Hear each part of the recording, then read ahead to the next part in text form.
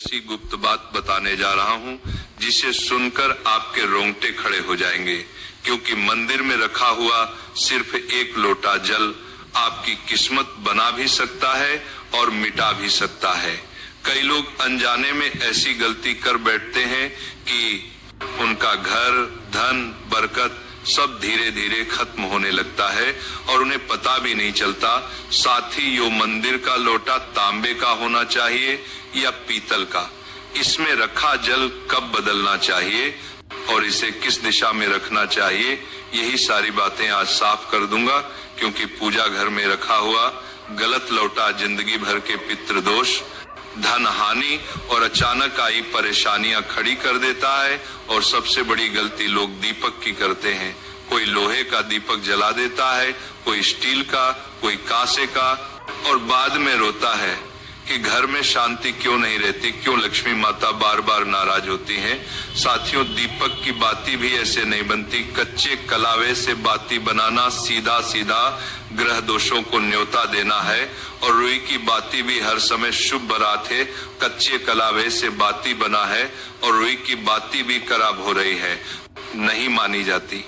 कुछ लोग तो अपने घर में ऐसे समय दीपक जला देते हैं जब शनि, राहु और मंगल का प्रभाव भारी होता है, और फिर सोचते हैं कि घर में अचानक झगड़े क्यों होने लगे, कारोबार क्यों डूबने लगा, पैसा आते आते क्यों रुक जाता है। और साथियों, मुख्य द्वार पर जल छिड़कने का सही समय क्या है?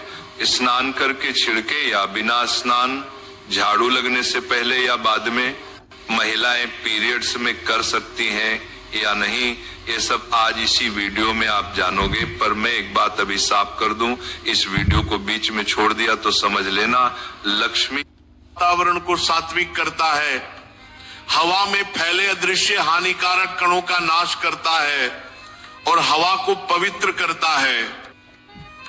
तीसरा लाभ, घर में सुख समृद्धि का वास होता है। सुबह और शाम भगवान के सामने दीपक अवश्य जलाना चाहिए। पूर्व दिशा में दीपक रखने से दीर्घायु, उत्तर दिशा में दीपक रखने से धन समृद्धि बढ़ती है। दीपक हमारे जीवन के अंधकार को भी दूर कर देता है महाराज। चौथा लाभ, बीमारियां दूर होती हैं।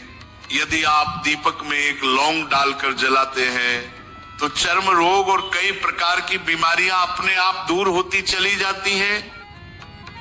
पांचवा लाभ, शुभ शक्तियां आकर्षित होती हैं। जिस घर में रोज दीपक जलता है महाराज, वहां कभी अंधकार नहीं ठहरता, वहां सदैव सुख, शांति, समृद्धि और शुभ शक्तियों का आगमन होता है। अब प्रश्न आता है, मुख्य द्वार पर जल छिड़कने का सही समय क्या है? महाराज सुनिए, जल का छिड़काव सूर्योदय से पहले होना चाहिए। रात को सोने से पहले रसोई में एक पात्र में जल भरकर रख दीजिए। तांबे का हो तो उत्तम, पीतल चलेगा, स्टील भी चलेगा। गंगा जल हो तो डाल दें, न हो तो केवल शुद्ध जल भी पर्याप्त है। सुबह उठकर सबसे पहले हथेली का दर्शन कीजिए, फिर माता पृथ्वी को प्रणाम कीजिए, फिर दाहिना पैर भूमि पर रखें और फिर रसोई में जाकर जल उठाएं। इसके बाद मुख्य द्वार खोलकर जल छिड़क दें। माता लक्ष्मी का ध्यान करें।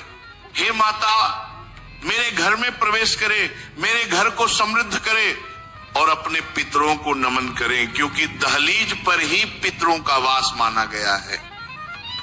अब एक बड़ा प्रश्न, क्या जल छिड़कने के लिए स्नान आवश्यक है?